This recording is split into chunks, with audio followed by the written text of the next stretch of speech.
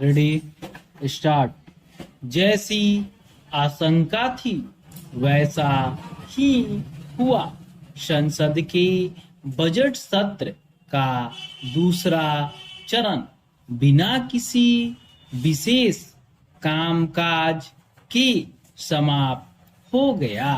अच्छा होता कि संसद में लगातार हंगामा होते देखकर इस सत्र को तय समय के पहले ही खत्म कर दिया जाता।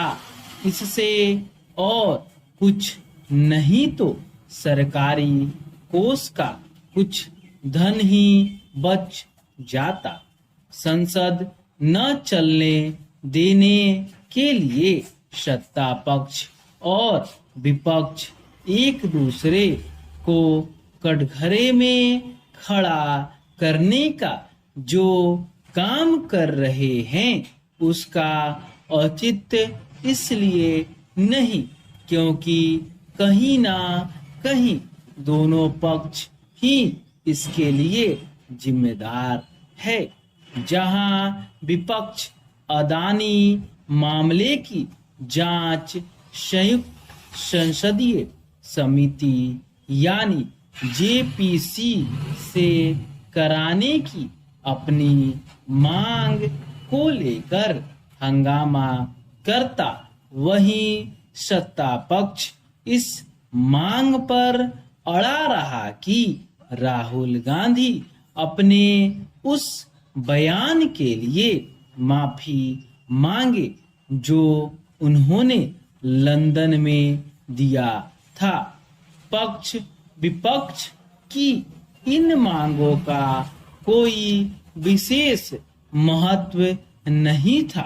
अदानी मामले में जेपीसी जांच का औचित्य इसलिए खत्म हो गया था क्योंकि सुप्रीम कोर्ट ने एक 6 सदस्यीय समिति गठित कर दी थी।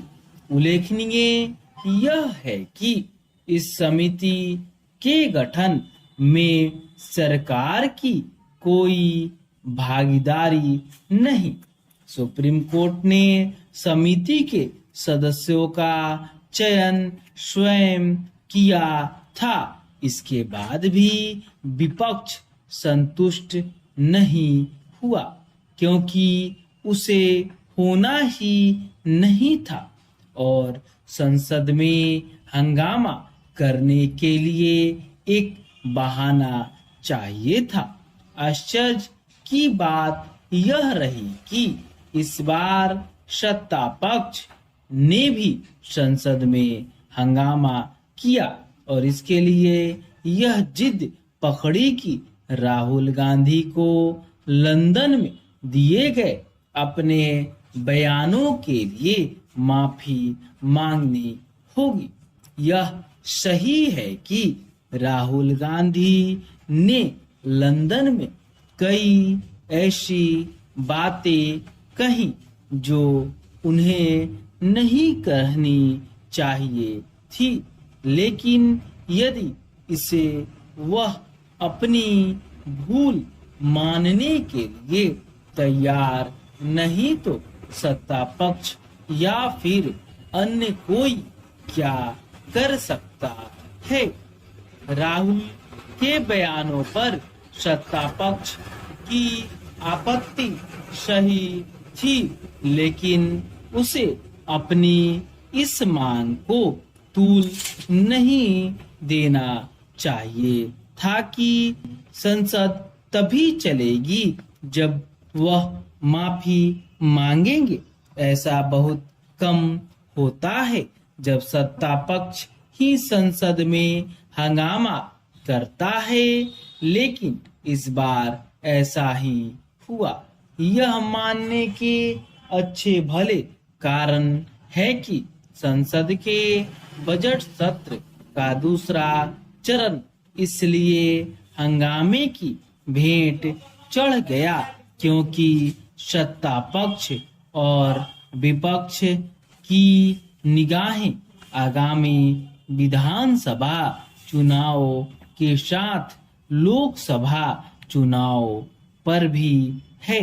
निसंदेह राजनीतिक दल चुनावों की अनदेखी नहीं कर सकते, लेकिन आखिर इसका क्या मतलब कि चुनाव के चक्कर में संसदीय कार्यवाही की बलि ले ली जाए?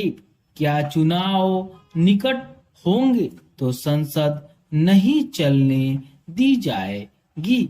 चुनावी माहौल बनाने के लिए संसद न चलने देना राजनीतिक स्वार्थ के लिए उसकी महत्ता को कम करना है। यदि राजनीतिक दल यह सोच रहे हैं कि उनके हंगामे से जनता प्रभावित हुई होगी, तो यह सच नहीं, क्योंकि जनता तो प्रभावित होती है। संसद में होने वाली बहस से स्टॉप